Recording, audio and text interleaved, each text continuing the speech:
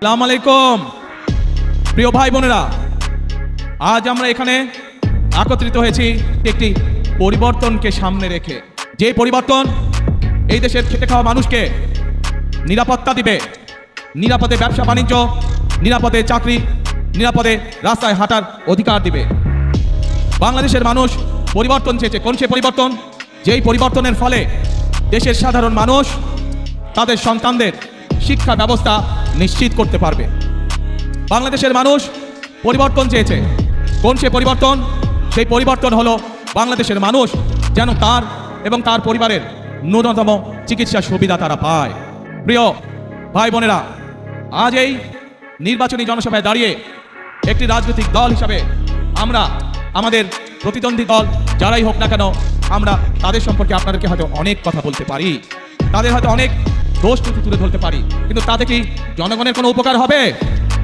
কি ভাই, আমরা যদি সমালোচনা করার স্বার্থেই যদি সমালোচনা করি, দেশের সাধারণ মানুষের কি তাতে কোনো উপকার হবে? উপকার হবে না। আমরা যদি শুধু সমালোচনা করার অর্থে শুধু সমালোচনাই করি, দেশের মানুষের পেট ভরবে? পেট ভরবে না। এবং সেই জন্যই আমি 17 বছর পর যেদিন দেশের মাটিতে পা রেখেছিলাম, সেদিন আমি সমগ্র বাংলাদেশের মানুষের কাছে একটি কথা বলেছিলাম যে উই হ্যাভ এ প্ল্যান, অর্থাৎ আমাদের একটি পরিকল্পনা আছে দেশের মানুষকে ঘিরে, দেশকে ঘিরে। বাংলাদেশে এই মুহূর্তে জনসংখ্যার অর্ধেক জনসংখ্যা হচ্ছে তরুণ বা যুবক সমাজের সদস্য।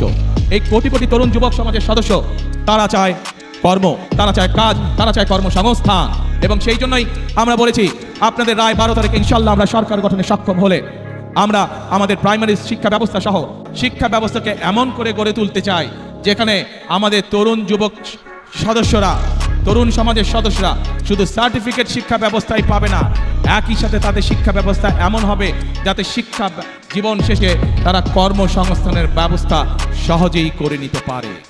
আমরা চাই গ্রামের মানুষের কাছে, গ্রামের নারীদের কাছে, গ্রামের শিশুদের কাছে স্বাস্থ্য সেবা তাদের ঘরে ঘরে পৌঁছে দিতে। এবং সেজন্যই আমরা 1 লক্ষ হেলথ কেয়ারার নিযুক্ত করার পরিকল্পনা গ্রহণ করেছি, যাতে করে মা বোনেরা এবং শিশুরা ঘরে বসে কম বেশি চিকিৎসা সুবিধা পেতে পারে। প্রিয় ভাই বোনেরা, বাংলাদেশের জনসংখ্যার অর্ধেক নারী। নারীদের একটি বৃহৎ অংশ আজ শিক্ষিত হয়েছে, কিন্তু সেই নারীদেরকে আমরা স্বাবলম্বী করে, অর্থনৈতিকভাবে স্বাবলম্বী করে গড়ে তুলতে চাই। বাংলাদেশের মূল প্রাণশক্তি হচ্ছে কৃষক। এই কৃষক যদি ভালো থাকে তাহলে বাংলাদেশ ভালো থাকবে। এই বিপুল জনগোষ্ঠীর খাদ্যদ্রব্যের যে ঊর্ধ্বগতি, পণ্যমূল্যের যে ঊর্ধ্বগতি, এই ঊর্ধ্বগতি যদি রোধ করতে হয় তাহলে আমাদেরকে কৃষির উৎপাদন বাড়াতে হবে।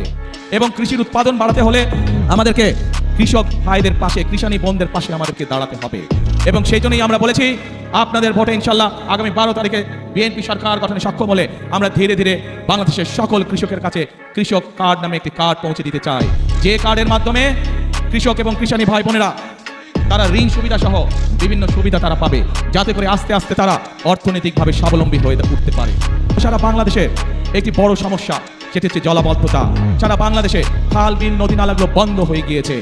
আমরা আপনাদের ভোটের মাধ্যমে 12 তারিখে ইনশাল্লাহ বিএনপি সরকার গঠনে সক্ষম হলে আমরা সমগ্র বাংলাদেশে খাল কাটা কর্মসূচি চালু করতে চাই। দেশনেত্রী খালেদা জিয়া যখন দেশ পরিচালনা করেছেন, আপনারা দেখেছেন যেই হোক না কেন, এমনকি আমাদের দলের অনেক লোক যারা কোনো অনৈতিক কাজে নিজেকে জড়িত করেছে, আমরা তাদেরকেও ছাড় দেইনি।